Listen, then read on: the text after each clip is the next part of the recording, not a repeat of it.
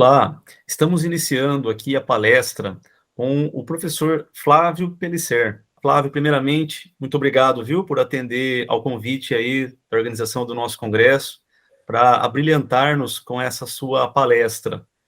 O professor Flávio, ele é graduado em Educação Física no Unisalesiano de Lins, posteriormente fez pós-graduação em Condicionamento Físico, é mestre em Psicologia e Saúde pela FAMERP, e atualmente é doutorando em Ciências da Saúde, também pela FAMERP. Professor Flávio, nosso agradecimento, viu, por estar com a gente aqui, e eu passo agora a palavra ao senhor para nos trazer aí esse conhecimento. Obrigado pelo convite, é um prazer estar participando novamente do Salesiano. Eu tenho profunda gratidão a essa instituição na qual eu me graduei. Muito grato aos professores que tive aula aí, enfim. Bom, a apresentação que eu trago aqui é uma continuação, na verdade, de um serviço prestado pelo Hospital de Base de São José do Rio Preto, na qual a gente tinha um programa de reabilitação cardíaca, porém ele era presencial. Ficamos por um tempo tentando a implementação dele, mas a dificuldade em termos de adesão foi muito grande, por o atendimento do Hospital de Base ser regional e não apenas atender a cidade de São José do Rio Preto. Então, os multicentros que a gente tinha para atender, a gente não conseguia trazê-los para dentro do hospital. E a gente, então, acabou fracassando nessa primeira tentativa.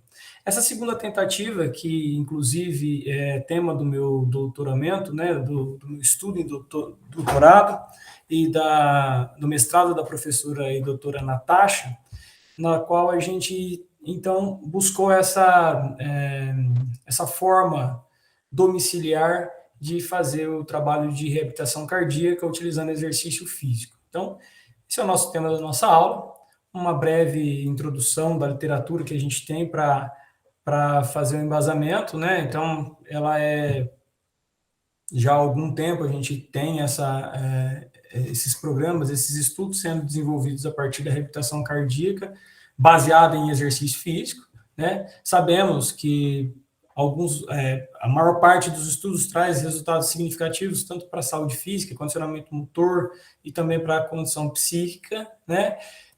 Mas, como eu disse, muitas são as barreiras para adesão a esse programa, desde a característica, né? A condição comportamental do paciente que chega a esse quadro de evento cardíaco, já por má alimentação, ser tabagista, não dá tanta importância assim ao exercício físico. Então, a gente tem algumas barreiras na qual a gente precisa ter um certo aprimoramento para conseguir desenvolvê-lo. Então, a literatura traz para a gente até mesmo as diretrizes de que a reabilitação cardiovascular domiciliar, ou uma forma híbrida disso acontecer, parece ser uma das alternativas para sanar esses problemas das barreiras de adesão.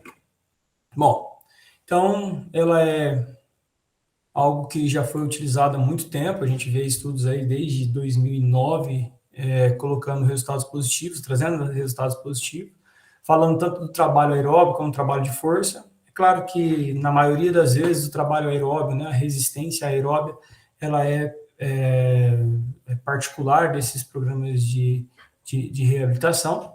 Sabemos que ela reduz riscos cardiovasculares e também que ela é mais custo-efetiva do que muito tratamento farmacológico, né? E algumas intervenções cirúrgicas, inclusive, né? No infarto agudo do miocárdio, por exemplo, cada atraso, né, cada semana de atraso no início do exercício, há um incremento, né, de aproximadamente um mês no tratamento dessa doença. Isso é dados recentes que a gente tem do professor Tales, que é um dos nossos co-orientadores desse projeto, que é o editor que reuniu, né, vários outros conhecedores do assunto para descrever as diretrizes, né? E o que a gente, então, pretende com esse tipo de intervenção é fazer com que a adoção precoce, após alta, né, possa reduzir significativamente os riscos cardiovasculares desses pacientes, né? Então, esse tipo de intervenção principalmente doenças cardíacas isquêmicas, né? A gente sabe em estudos recentes que os desfechos eles são favoráveis quando a gente consegue buscar um nível de adesão legal para esse tipo de atividade, né? Então, já trazendo para esse ponto que é um dos desfechos primários desse estudo, né? O que eu estou trazendo aqui, eu ainda não consigo trazer resultados porque a gente está em coleta de dados. É um design paper que nós estamos desenvolvendo para a publicação anterior aos resultados, né, e defesa das nossas mestrados e doutorados, e que o principal desfecho do nosso estudo seria, então, avaliar essas barreiras da adesão, né,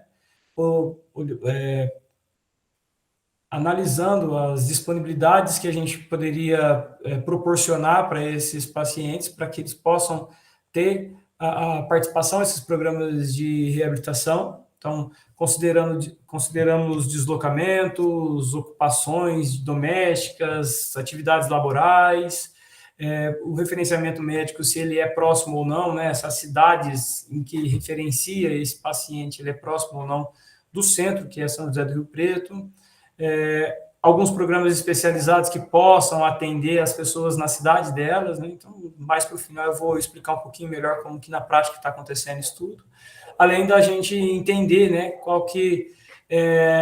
como o exercício ele pode ser fundamental ou não para aquele determinado paciente. Um dos desfechos nossos, então, é a adesão, e o outro desfecho, que é o principal desfecho da doutora, o atendimento ao idoso frágil, né? Então, se a fragilidade também pode ser algo que comprometa essa reabilitação. Bom, até aqui, né, então, na literatura não é tão difícil achar estudos que falem sobre a reabilitação cardiovascular. O nosso principal problema a problemática maior, né, do nosso estudo é que atendemos ao SUS, né? Então, os nossos pacientes são todos pacientes do Sistema Único de Saúde, na qual alguns têm uma característica socioeconômica um pouco mais complicada, e a gente não consegue, então, fazer com que muito das nossas intervenções, né, dos nossos programas,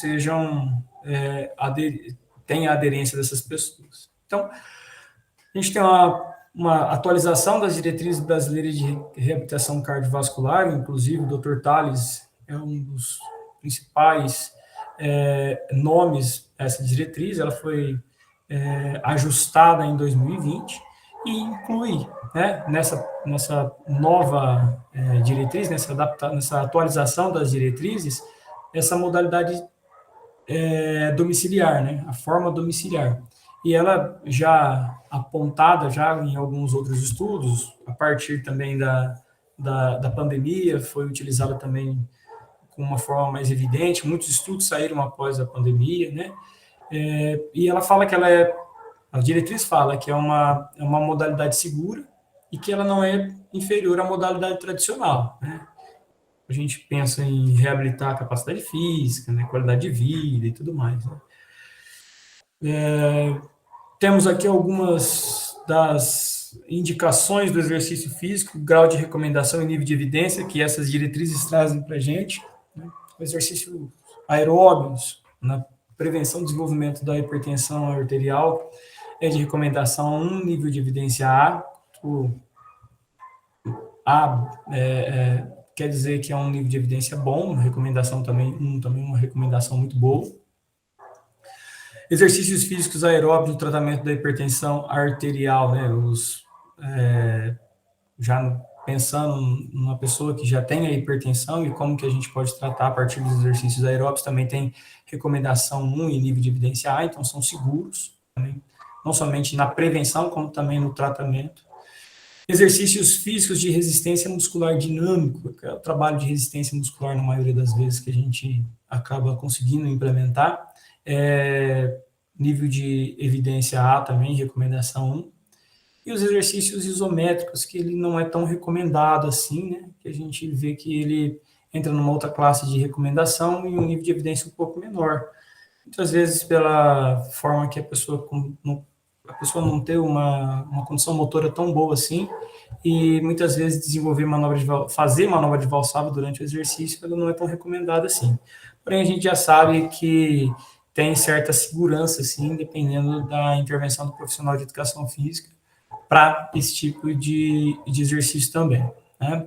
Agora, a outra tabela aqui é para indicação de reabilitação cardíaca de reabilitação cardiovascular na doença arterial coronariana, né? Então, na reabilitação pós-infarto, ou até mesmo pós-revascularização.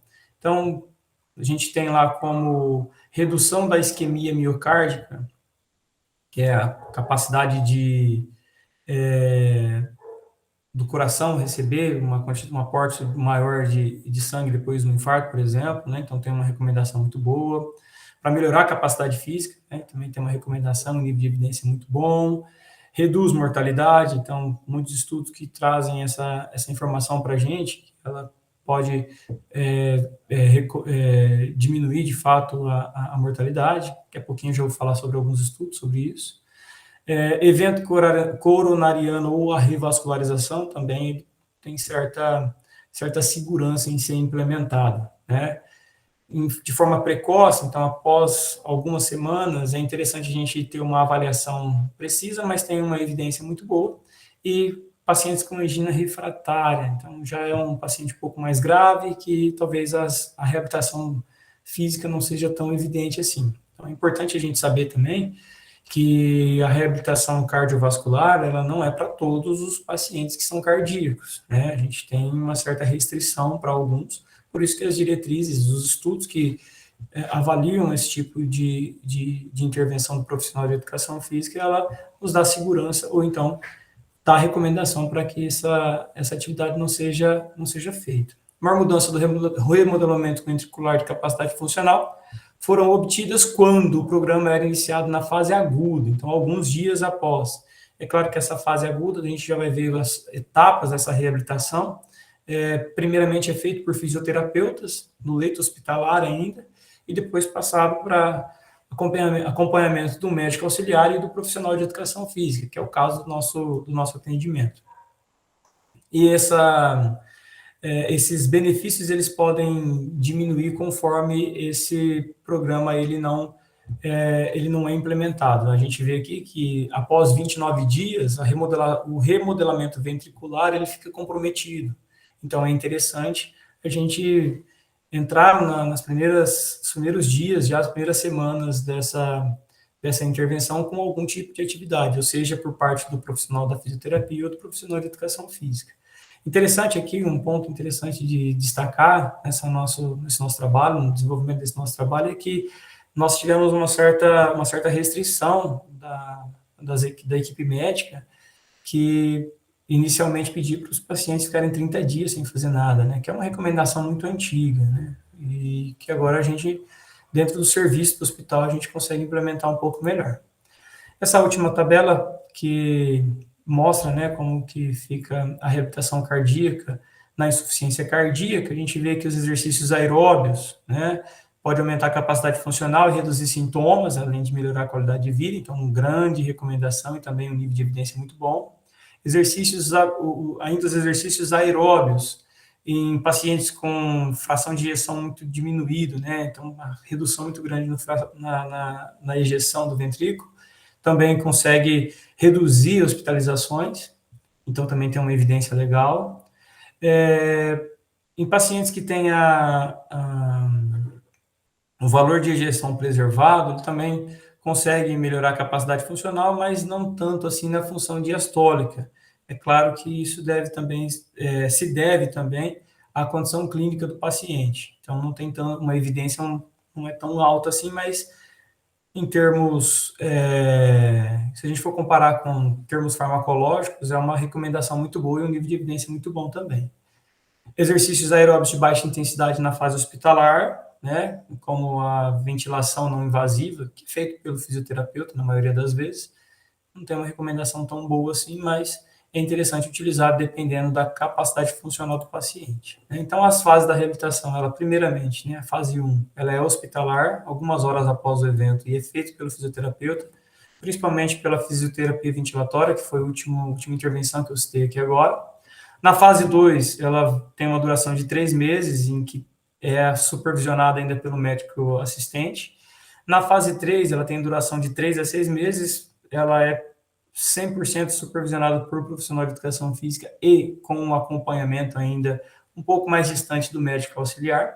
E na fase 4, a fase de manutenção, na qual a gente espera que o paciente ele tenha aderido ao exercício e que aquilo tenha se tornado um hábito de vida dele, né? Mas muitas vezes essa fase de manutenção ela é acompanhada até 3, 4 anos pós o evento que a pessoa teve, para que a pessoa, de fato, tenha a implementação do exercício e essa modificação do hábito de vida. Bom, vou trazer aqui alguns dados para mostrar o quanto o exercício físico ele é recomendado mesmo para essas pessoas que tiveram esses eventos. Esse é um estudo um pouco antigo, de 2002, mas que ele traz um dado interessante. Quanto maior a capacidade funcional, e aqui ela é dada como METs, né, as avaliações feitas, o risco de morte ele acaba sendo menor. Então, essa mais escurinha aqui é o indivíduo com uma quantidade maior de METs, ou seja, uma capacidade funcional um pouco maior.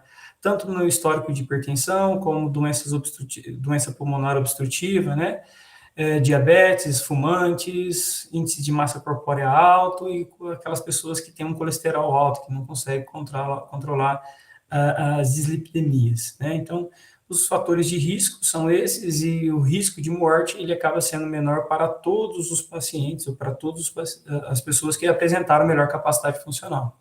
E essa melhor capacidade funcional ela pode ser promovida, é claro, pelo profissional de educação física. Nesse outro gráfico desse mesmo estudo, a gente observa que quanto maior a capacidade de treinamento da pessoa, né? Então, quanto maior o consumo de oxigênio dessa pessoa, ou seja, qual a maior a capacidade funcional desse indivíduo, menores são os riscos relativos de morte. E o que é interessante, que isso tanto para as pessoas que não tiveram nenhum tipo de evento, que é os sujeitos normais, que é o que está em pretinho aqui, tanto para as pessoas que já tiveram alguma doença cardiovascular, ou hipertensão, ou dislipidemia, ou enfim, né, teve algum infarto agudo, que tem algum evento agudo do coração.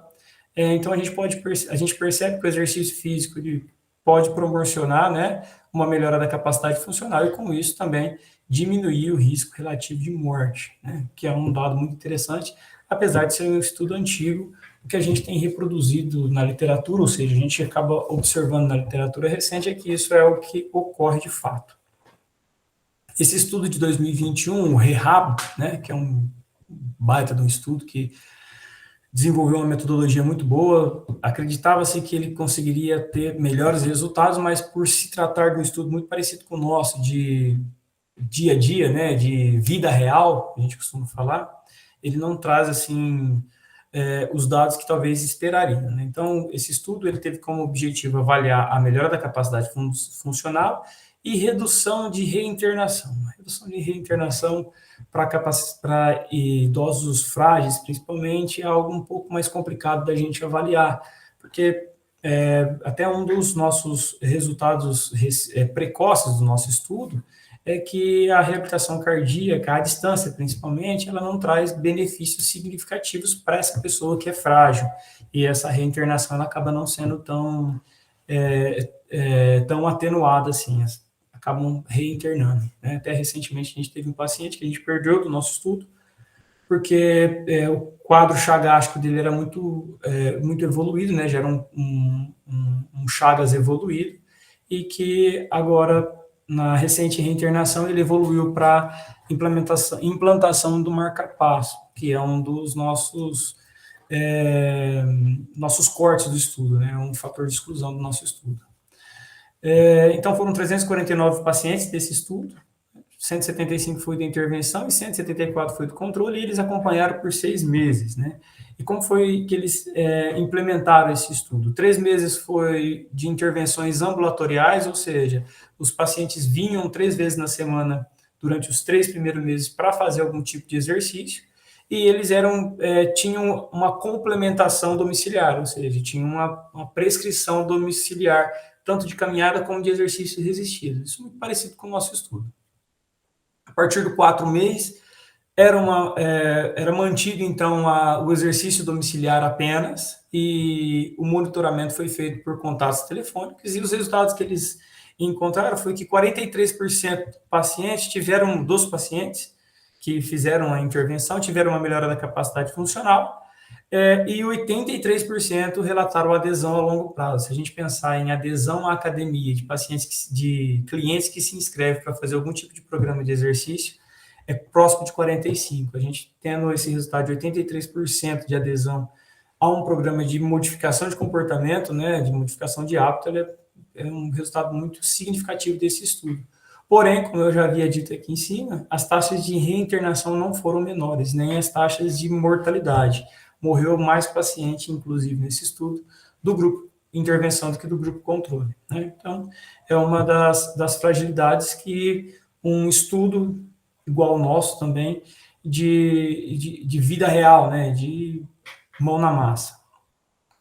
Então, os benefícios que a gente tem, tanto para doença arterial coronariana, como para IC, como hipertensão arterial sistólica, a gente, então, observa que para doença arterial, a gente consegue ter uma modulação autonômica do mecanismo cardíaco, melhora da resposta vasodilatadora, né, que isso é dependente do endotélio, claro, e o aumento do recrutamento dos vasos colaterais. Na insuficiência cardíaca, melhora a tolerância do exercício, reduz, né, nas práticas presenciais a hospitalização, também melhora a qualidade de vida a partir dos questionários. Já na hipertensão arterial sistólica, a gente consegue observar uma redução no estresse oxidativo e no processo inflamatório e um remodelamento hipertrófico do coração que o exercício e também a medicação consegue reduzir. Vindo para o nosso estudo e esse designer paper que nós pretendemos publicá-lo nos próximos anos, nos próximos meses, né? Que publicação, vou te falar, tá uma complicação fazer uma publicação, mas a gente espera tão logo publicá-lo. Trata-se de um ensaio clínico, acompanhamento longitudinal, na qual a gente acompanha o paciente desde a internação. Então, ele é internado, a gente faz a nossa primeira abordagem, se querem ou não participar, então a gente apresenta o nosso programa de exercício físico ali, e um acompanhamento de 12 meses, com reavaliações a cada 3 meses. Né? Então, a gente faz uma avaliação no hospital, depois de 3 meses a gente vai até na casa da pessoa, reavalia, ou então eles vêm até no ambulatório, a gente reavalia, e parte até o 12º mês dessa intervenção. A gente ainda não fechou com nenhum paciente, a gente está com os pacientes que estão com mais tempo com a gente no programa estão há 6 meses, né? Participa do estudo pacientes acima de 18 anos, de ambos os sexos, que estão no serviço de cardiologia da Funfarm, que é o hospital de base. A fase de intervenção nossa é fase 2, ou seja, pós-alta, né, em que a própria diretriz fala que, né, fase 1 intra-hospitalar e as fases 2 e 4, de 2 a 4 são ambulatoriais. Então, a gente já nessa fase ambulatorial, a gente capta esse nosso paciente. Os instrumentos que a gente utiliza para determinar as características demográficas, então, ver idade, sexo, condições clínicas, que são as comorbidades que eles possam apresentar, as classes funcionais da condição cardíaca, né? Então, a maioria das vezes, os nossos pacientes, eles tiveram um infarto agudo, ou então tiveram algum quadro de angina muito forte e teve que ser controlado com medicação. O paciente de insuficiência cardíaca, e a gente inclui o paciente chagástico e tudo mais, né? Que tem hipertrofia ventricular também, a gente acaba incluindo também, que também faz parte do nosso critério de inclusão. Então, essas daqui são as avaliações, a avaliação já na anamnese das condições funcionais, avaliação da disfunção sistólica para ver fração de ejeção, para ver como que está essa fração de ejeção do paciente, isso tudo com acesso, é claro, ao prontuário. os medicamentos prescritos e tolerados, se tem principalmente aderência de medicamentos. Se é um paciente que já não faz tanta adesão ao medicamento, muito difícil da gente fazer também a adesão a essa modificação do comportamento, que é começar a fazer exercício físico. O grau de fragilidade do idoso também ela é avaliada. Algumas medidas antropométricas, que eu já vou apontar para vocês aqui, os exames de rotina, para ver perfil lipídico, glicemia, avaliar eletrocardiograma, enfim. Na antropometria, a gente está avaliando, observando índice de massa corpórea, percentual de gordura, utilizando o adipômetro mesmo, né, as dobras cutâneas, e a relação cintura-quadril. Na capacidade física aeróbia, a gente utilizou o teste de caminhada de 6 minutos, que tem um grau de evidência muito grande nos estudos, a sua reprodutibilidade. Força de membros inferiores e superiores, então, nos membros inferiores é sentar e levantar da cadeira durante 30 segundos, a gente contabiliza no final quantos movimentos aconteceram, e dos membros superiores é flexão de cotovelo, pezinho na mão, sentados na cadeira, flexão de cotovelo. Também em 30 segundos a gente contabiliza qual é a quantidade de repetição que o paciente consegue fazer. E no teste de agilidade a gente usa o TUG teste, que é a pessoa levanta da cadeira, contorna um cone a 3 metros dela e volta e senta novamente. A gente contabiliza esse tempo, a gente consegue observar nisso equilíbrio e agilidade. Os questionários de qualidade de vida, tem as variáveis psicológicas também são contempladas no nosso estudo, para a gente depois ter uma discussão um pouco melhor sobre modificação de comportamento e também melhora de qualidade de vida. Então, a gente utilizou o Q5D5L, o SF36, e a qualidade de vida do Kansas e da New York Health Association. O grau de angina também é avaliado, e motivação para a prática de exercício físico, também é uma variável interessante da gente saber qual é as dimensões motivacionais que esse paciente pode apresentar, se ele faz atividade física para saúde, por prazer, ou para socializar, enfim. Avaliação da ansiedade e depressão, né? A gente utilizou o questionário, né? O inventário de ansiedade e depressão hospitalar. Para a prescrição do exercício, a velha e conhecida escala de Borg, então a escala de percepção subjetiva, na qual a gente pontua com uma intensidade segura para o exercício de resistência muscular e também para a caminhada, para os exercícios de resistência aeróbica, o leve e pouco intenso, que fica entre 4 e 6 nessa escala de 0 a 10, de 1 a 10. E, por fim, né, as últimas escalas, no final do estudo, a gente vai analisar, então, qual foi a adesão aos exercícios prescritos e também a escala de barreiras para a reabilitação cardíaca, que é um inventário específico para essa população. Então, aqui, mais ou menos, para ver os procedimentos, a gente tem as avaliações no início, 3, 6 e 12º mês. A maior parte dos testes, eles são os testes de aptidão física, por exemplo, eles são feitos todo mês. De antropometria, a gente optou em fazer de 6 em 6 meses apenas, né? Então, no início, 6 e 12 meses. E as avaliações psicológicas, início e final, medida de adesão e de barreiras para adesão no início e no final. Então, não somente no 12º mês, mas os pacientes que desistiram do estudo, a gente tem alguns já, a gente tem 5 pacientes que desistiram da intervenção, a gente já pontua eles aqui no 12º mês, assim que eles desistem do estudo, a gente já utiliza esse questionário. Bom, o nosso protocolo de intervenção, então, para a gente já partir para o final da apresentação, talvez seja o que é mais interessante a gente discutir agora. Então, a gente avalia o paciente lá no hospital, a doutora faz a avaliação clínica do prontuário, acompanha a evolução da alta do paciente para a gente chegar junto com ele na alta para fazer os primeiros testes. Que os primeiros testes os testes de sentar e levantar, né, os testes físicos, que aqui eu pontuei, né, e também o teste de caminhada de 6 minutos. Alguns questionários a gente já preenche ali também. Assim que o paciente sai, a gente dá um período de run-in de 14 a 21 dias. O que é esse período de run-in? É para a pessoa entender como que é o programa de exercício, o como vai ser os nossos contatos semanais, que é principalmente os contatos telefônicos. Após esse período, a gente faz a primeira visita na casa da pessoa, porque a partir desse tempo a gente consegue ver se a pessoa vai iniciar de fato, ou vai entender o que é, ou então já vai desistir, né? Então, é uma estratégia que a gente utilizou para o estudo para que o nosso corte, a nossa perda de paciente, ela não seja tão grande assim, né? Pensando em custo, efetividade e tudo mais. Então, depois desse período, a gente faz a primeira visita nossa, né? E depois a próxima visita com 3 meses, mas a gente já faz a nossa primeira visita para implementar o exercício.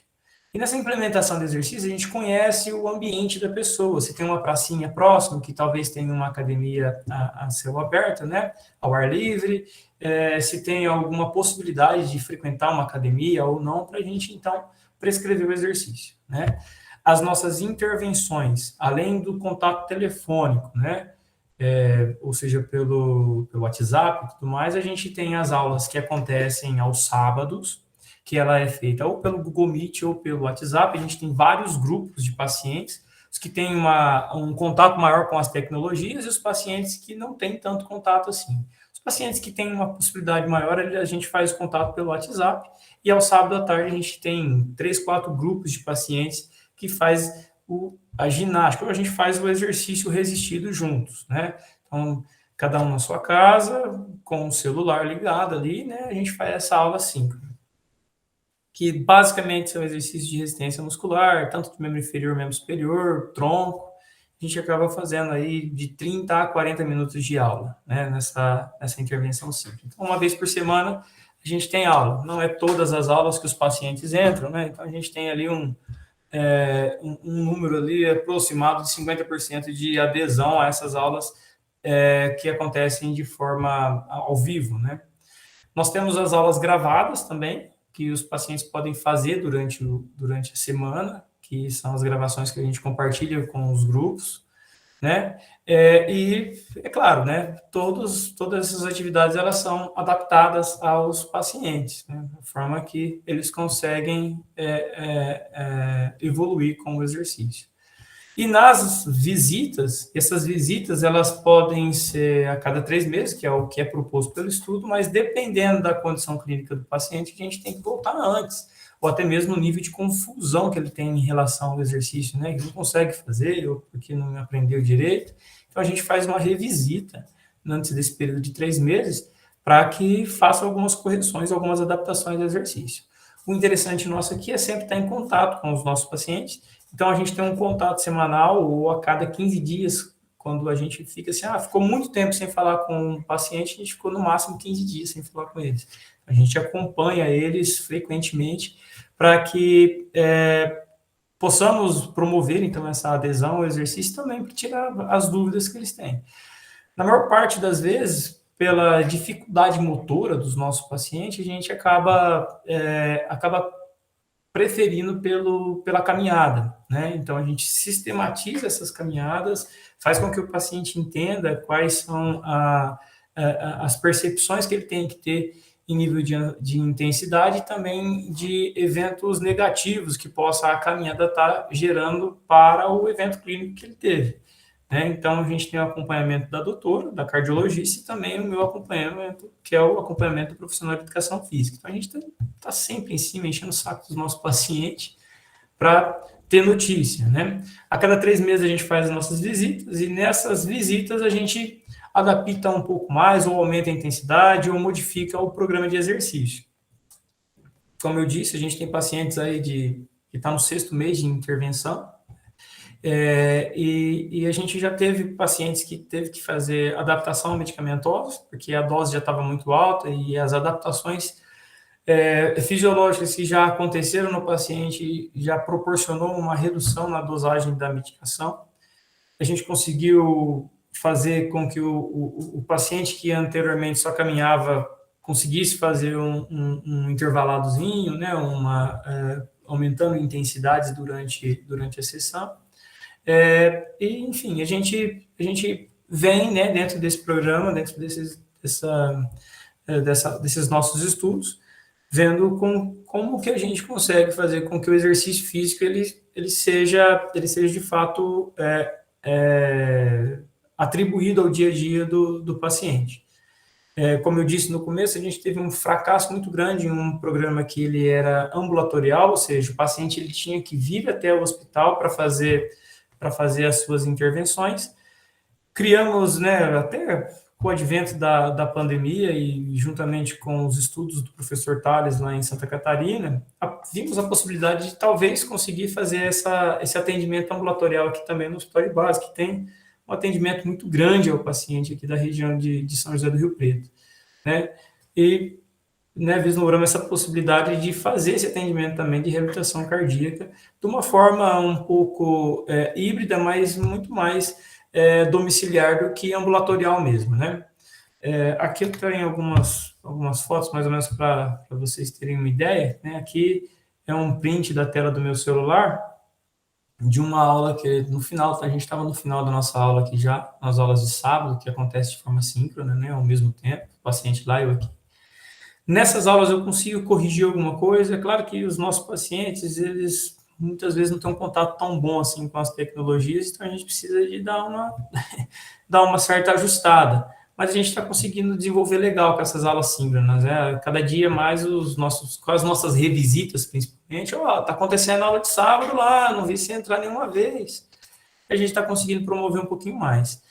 O vídeo gravado das aulas assíncronas, né? Então, a gente acaba utilizando pezinho livre, uma cadeira para se apoiar. A maior parte dos exercícios é feito com o peso do próprio corpo, né? A resistência ao peso do próprio corpo. E quando a gente consegue, né, por exemplo, nessas condições de visita, a paciente ela tinha uma academia, né, ao ar livre, na esquina da casa dela, e a gente conseguiu, então, aqui fazer algum tipo de adaptação e um programinha de exercício junto com a caminhada dela. Então, ela passava, antes de fazer o exercício, ela passava aqui. Tanto que ela está até de chinelo, porque foi um dia que a gente já estava no final da nossa visita, e ela falou, então vamos ali na academia, né? Aí eu consegui passar alguns exercícios, a doutora foi filmando, para mostrar para ela também como que funciona, né, essa aula, né, e como que poderia ser feito. Os ajustes que eu acabei fazendo, né, vai mais devagar, né, controlando a cadência do movimento, enfim. Tudo isso a gente conseguiu adaptar e a gente filma e manda essas imagens, né, esses filmes, essas gravações para os pacientes, para eles verem, ó, qual que é o erro desse movimento aqui.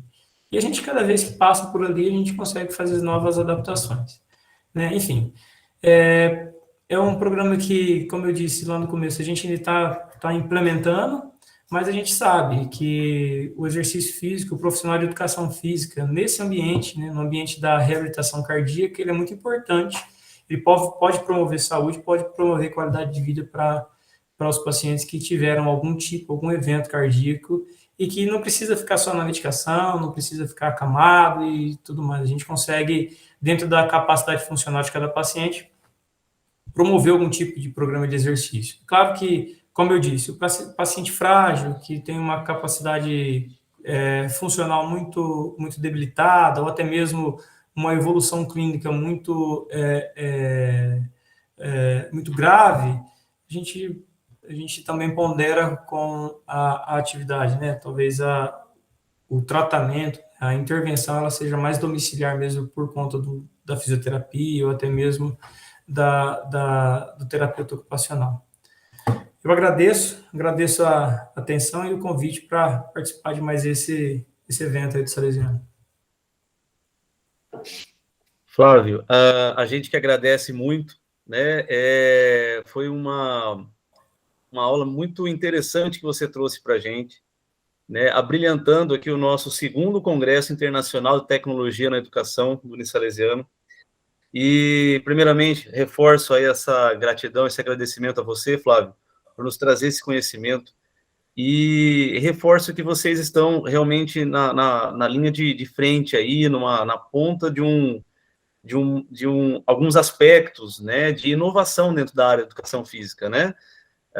o fato de vocês trabalharem com um público que precisa muito, né, do exercício, e que a educação física, então, consegue trazer vida, né, né, através da prescrição do exercício, né, e acho que deu para que você pudesse passar para a gente quantos cuidados que vocês tomam e, ao mesmo tempo, essa segurança que vocês têm na prescrição do exercício. E nós já estamos ansiosos para ver os resultados do seu trabalho, né? Aguardaremos aqui e transmitiremos depois para os nossos alunos, né, esses resultados, né, que venham, se Deus quiser, aí com boas publicações para vocês, Flávio. Obrigado.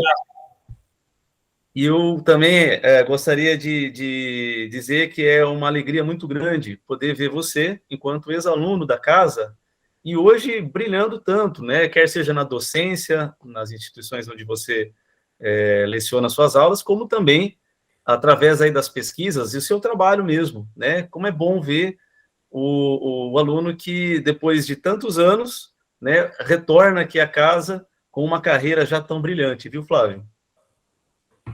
Obrigado pelo convite mesmo, e é sempre um prazer estar aqui falando no Salesiano.